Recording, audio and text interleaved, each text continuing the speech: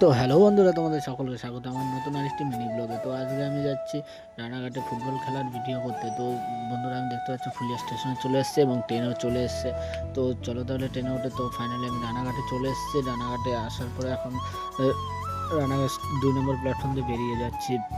Ranaghat জয়গোপালপুর recreation ক্লাবের পরিচালনায় যে 12 দলীয় ফুটবল টুর্নামেন্ট আয়োজন করেছিল তার সেই মাঠে। তো দেখতে পাচ্ছি ফাইনালি চলে এসেছে। তো দেখতে পাচ্ছি এখানে প্রবীর দাসের কিন্তু ব্যানার লাগানো হয়েছে, কারণ এখানে আজকে বিশেষ অতিথি হলো প্রবীর দাস, সেই বিখ্যাত প্লেয়ার প্রবীর দাস। তো দেখতে পাচ্ছি মাঠটি খুব সুন্দর, প্রচুর দর্শক হয়েছে মাঠের মধ্যে। তো আমি চলে এসেছি। তো দেখতে পাচ্ছি এখন ভিডিও করার জন্য আমি রেডি। তো দেখতে পাচ্ছ এখানে কিন্তু শেখ বাবাইদার সাথে কিন্তু তার ফ্যানরা কিন্তু ছবি উঠছে এবং ফাইনালে কিন্তু প্রবীরদা কিন্তু চলে আসছে। বন্ধুরা, তোমার সকলের মাঝে কিন্তু প্রবীরদা চলে আসছে, সেই বিখ্যাত প্লেয়ার মোহনবাগানের। তো প্রবীর দাসকে দেখতে পাচ্ছ তোমরা, চলে আসছে কিন্তু প্রচুর লোক গার্ড করে নিয়ে আসছে মঞ্চের কাছাকাছি, মঞ্চে উঠবে।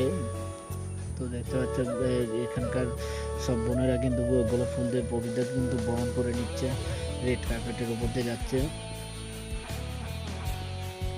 তারপরে দেখতে পাচ্ছে স্টেজে উঠে গেছে প্রবীরদা কিন্তু সবাইকে একটু হাই করে দিচ্ছে এবং প্রবীরদার সাথে আমি একটু কথা বলছিলাম এবং তার সাথেও দেখতে পাচ্ছি একটু সেলফিও নিয়ে নিয়েছে প্রবীরদার সাথে।